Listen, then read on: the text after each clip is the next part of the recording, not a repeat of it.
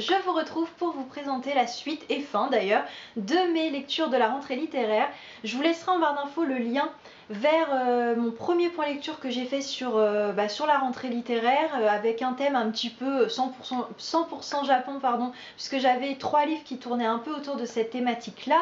Je vous laisserai également le lien vers ma pile à lire si ça vous intéresse, parce que bon j'ai pas tout lu, mais il y a peut-être des livres de la rentrée littéraire que voilà, qui vous intéresseront, que vous aurez envie de découvrir. Donc tout sera en barre d'infos. Et puis sur ce, écoutez, on est parti pour 4 livres et donc je vais commencer tout de suite. Alors on est parti pour absolument tous les niveaux, puisqu'il y a eu de l'excellent, du très très bon, du moins bon et du beaucoup moins bon. Vous allez voir ça tout de suite.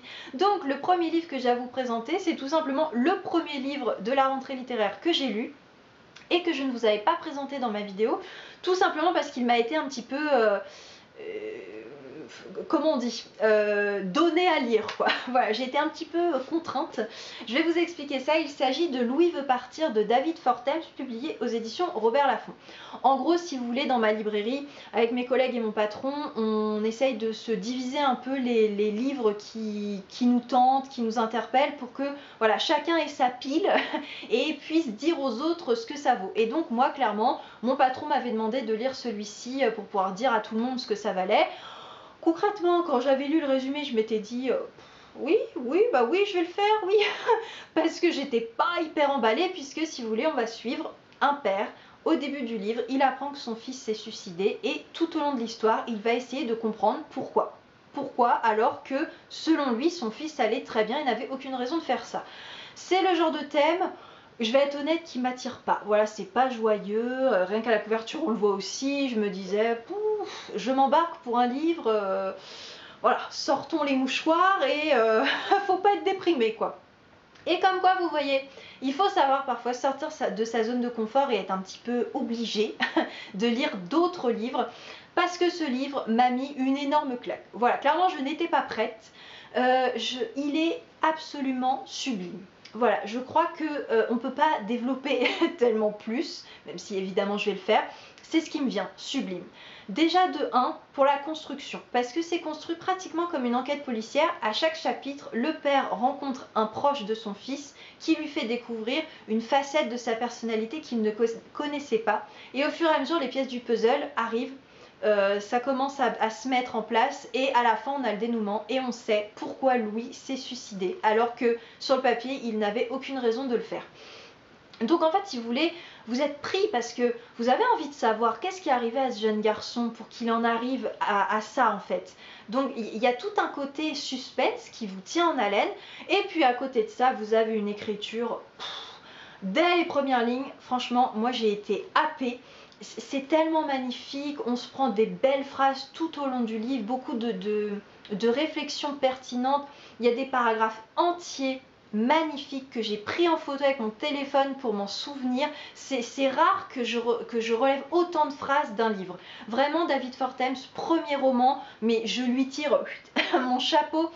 Tellement c'est bien écrit, et pour moi il a un avenir mais de dingue dans le monde du livre. Ça c'est clair et net, et je suis vraiment passée à ça de lui mettre le coup de cœur. Et c'est vrai que je ne l'ai pas fait parce que j'ai trouvé qu'à un moment donné, les facettes, ce qu'on découvrait sur Louis, ces étapes un petit peu, c'était trop quoi, c'est trop pour un seul homme. Et voilà, au bout d'un moment donné, j'aurais aimé que ça s'arrête, on nous met la fin, point. C'est mon ressenti personnel. Maintenant, ça reste un livre absolument sublime que je vous recommande à 2000%.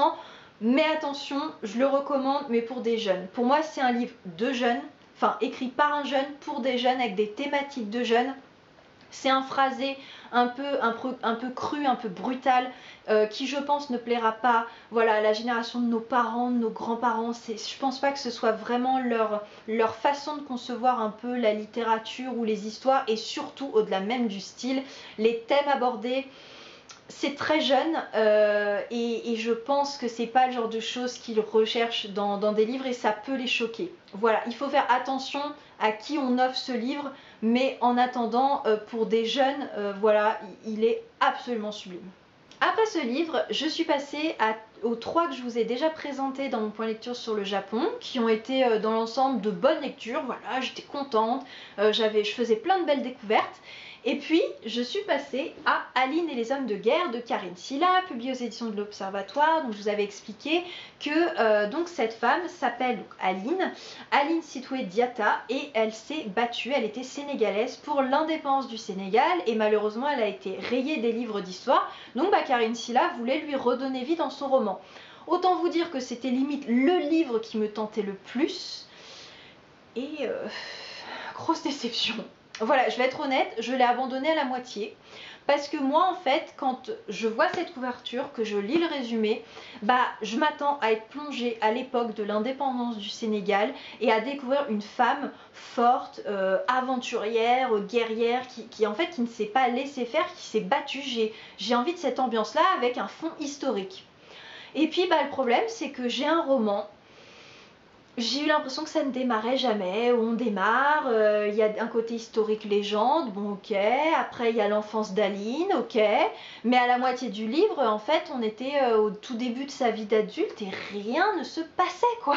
J'étais là, mais en fait, si c'est pour mettre l'indépendance là, à quoi sert tout le début, en fait? Enfin voilà, j'ai pas du tout adhéré, pas compris, voilà. Et en plus, ce qui m'a dérangée, c'est que la vie d'Aline, elle est entrecoupée par des lettres d'un Français qui travaille dans l'administration, qui est installé au Sénégal et qui écrit à sa fiancée restée en France pour lui expliquer ce qui se passe. Le truc, en fait, c'est que pour moi, des lettres, déjà, encore de nos jours, elles sont normalement écrites dans un langage soutenu. Autant vous dire qu'à l'époque, c'est soutenu plus en fait. Moi, je m'attends à lire, voilà, des lettres, quoi, vous voyez. Et j'avais l'impression qu'elles étaient écrites par un mec d'aujourd'hui. Pour moi, ça crée complètement un décalage. Enfin voilà, je n'ai pas du tout adhéré. J'en suis désolée, c'est une immense déception. Maintenant, j'en ai discuté avec une de mes anciennes collègues qui est aussi libraire. Elle l'a mis en coup de cœur. Donc, autant vous dire, j'ai vu ça, j'ai fait... tu peux m'expliquer s'il te plaît? Mais voilà, elle a adhéré. Donc, les goûts et les couleurs. Du coup, j'étais là, dans ma déception, j'ai horreur d'abandonner un livre, donc je me disais, qu'est-ce que je vais pouvoir lire ensuite? Donc je me suis dit, je vais changer complètement de décor, je vais partir aux États-Unis. Et je vais partir avec Glory d'Elizabeth Wetmore, publié aux éditions Les Escales, qui va me plonger dans un roman choral, avec de nombreuses voix de femmes, qui vont s'alterner pour défendre une jeune fille, Gloria, une jeune fille d'origine mexicaine qui a 14 ans et qui va vivre un véritable drame au début du roman, puisqu'en fait elle va être violée, tabassée, enfin elle va passer une véritable nuit en enfer avant de se réfugier au petit matin chez une dame. Et à partir de là, la ville va complètement se diviser entre ceux qui défendent l'agresseur, on est dans les fins des années 70 dans l'Ouest américain, pour resituer, et ceux qui la défendent elle, donc notamment celle qui la défend elle. Toutes ces voix de femmes qui vont s'alterner, chaque chapitre une femme, voilà, et on va avancer vers le procès. Le problème de ce livre, c'est que chaque chapitre, comme je vous dis, présente une femme, mais justement, il présente une femme, c'est-à-dire qu'on nous décrit absolument toute la vie de chacune des femmes, mais Gloria, en fait, elle apparaît limite plus, ce qui lui est arrivé, le process, ça vient vraiment par micro-touches, et en fait, voilà, on a la vie de femmes dans les années 70 dans l'Ouest américain. Mais c'est pas le sujet en fait. Donc en fait, je n'ai pas du tout compris ce livre. Ça m'a saoulée comme le précédent, parce que j'étais déjà un peu, voilà, et ça me refait la même chose. C'est-à-dire que c'est lent, ça démarre jamais, on est limite éloigné du sujet, donc rebelote à la moitié. J'ai abandonné. Franchement, je crois que c'est limite la première fois que ça m'arrive, quoi. Comme déjà que j'ai horreur d'abandonner un livre, mais alors le faire 2 fois de suite, faut vraiment y aller. Mais voilà, au final, le procès, on ne sait pas quand, voilà. Donc j'ai tenté d'aller voir, de lire rapidos comme ça à l'arrache, voir est-ce que oui ou non l'agresseur va être condamné ou pas. J'ai grosso merdo réussi à savoir, mais c'est tout. Donc voilà, grosse déception. Et puis très grosse déception aussi pour les éditions Les Escales. Je suis clairement pas sûre de relire un livre de ces éditions parce que ce livre est blindé de fautes. Voilà, donc non seulement des coquilles, il manque des mots, mais des fautes, des vraies fautes. Alors je sais que je suis un tyran de l'orthographe et que j'ai tendance à rien laisser passer, mais si vous voulez, c'est pas une faute en 300 pages en fait. C'est plein de fautes. Et en plus, je me suis arrêtée à la moitié, donc je ne sais même pas ce que donne l'autre moitié, mais honnêtement, je trouve que c'est inadmissible en fait. Il y a un travail éditorial qui est censé être fait, il y a énormément de relectures, laisser passer autant de fautes, enfin j'ai le souvenir d'un ENT, donc d'un pluriel, alors que c'est un personnage seul qui fait l'action. Ah, ça fait mal aux yeux, hein. Donc voilà, si vous voulez, l'histoire qui me plaisait pas, toutes les fautes qui se sont rajoutées, j'ai dit bon, ok, ciao, bonsoir, bye bye, je passe à autre chose. Heureusement, à côté de tous ces livres voilà, qui s'enchaînaient, qui me décevaient, j'avais ma lecture que j'avais dans mon sac et que j'avançais progressivement au travail. Et puis après ces 2 déceptions, je l'ai terminé à la maison. En mode, au moins là, je suis sûre que je ne suis pas déçue parce que j'avance depuis le début et tout se passe bien. C'est Une farouche liberté de Gisèle Halimi qu'elle a coécrit avec Annick Cogent et publié aux éditions Grasset. Gisèle Halimi, immense avocate, qui est décédée il y a quelques mois à l'âge de, je sais plus, 93 ans, quelque chose comme ça. Elle a eu une très longue vie et elle a publié ce livre là juste avant de décéder, et c'est un livre autobiographique où, si vous voulez, Annick Cogent lui pose des questions sur sa vie, sur ses combats, et puis elle répond.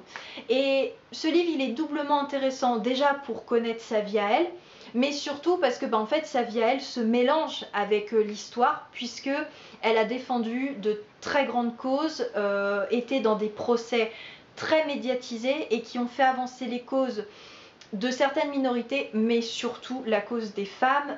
Aujourd'hui, s'il y a des avancées dans les lois sur le droit des femmes, c'est en partie grâce à elle. Je ne dis pas que c'est que grâce à elle, mais c'est en partie grâce à elle, grâce au collectif aussi qu'elle avait monté, Choisir. C'est elle qui a créé Choisir. Donc voilà, c'est un livre qui, honnêtement, il devrait être mis entre les mains, je pense, de tous les jeunes, filles comme garçons, pour leur montrer ce que c'était les combats des années 60-70. On n'est quand même pas si loin que ça, et c'est même dérangeant en fait de savoir qu'à cette époque-là, les procès qu'elle décrit ont pu faire débat dans la société, alors qu'aujourd'hui, ça paraît, c'est irréaliste en fait. Mais on se rend compte aussi que le droit, que ce soit des femmes ou de façon générale, c'est jamais acquis. Il faut toujours se battre. Et voilà, c'est une grande femme qui est partie, qui nous livre son témoignage. Et oui, c'est clairement à mettre entre toutes les mains. C'est un livre que j'ai adoré, que j'ai dévoré. Il est court. Franchement, c'est écrit gros. C'est, je pense honnêtement, allez, en une grosse heure, 1 heure et demie, vous l'avez lu. Et vous apprenez plein de choses sur l'histoire de votre propre pays même, et c'est hyper intéressant. Ça m'a permis de terminer cette rentrée littéraire de façon positive, donc merci Gisèle Halimi quoi. Voilà, ce point lecture est terminé. Comme vous avez pu le voir, c'est plutôt mitigé, hein. Comme je vous l'avais annoncé, il y a tous les niveaux. Mais bon, dites-moi si vous avez fait de belles lectures en cette rentrée littéraire, si comme moi vous avez aussi eu des déceptions, voire de grosses déceptions. Sur ce, écoutez, je vous dis à très vite dans une prochaine vidéo. Peut-être pas la semaine prochaine, je préfère vous prévenir, ça risque d'être tendu, peut-être qu'on se retrouvera dans 2 semaines, sinon peut-être que vous aurez la surprise la semaine prochaine, mais je préfère avertir d'avance. Et puis sur ce, écoutez, je vous souhaite de très belles lectures. Hasta luego!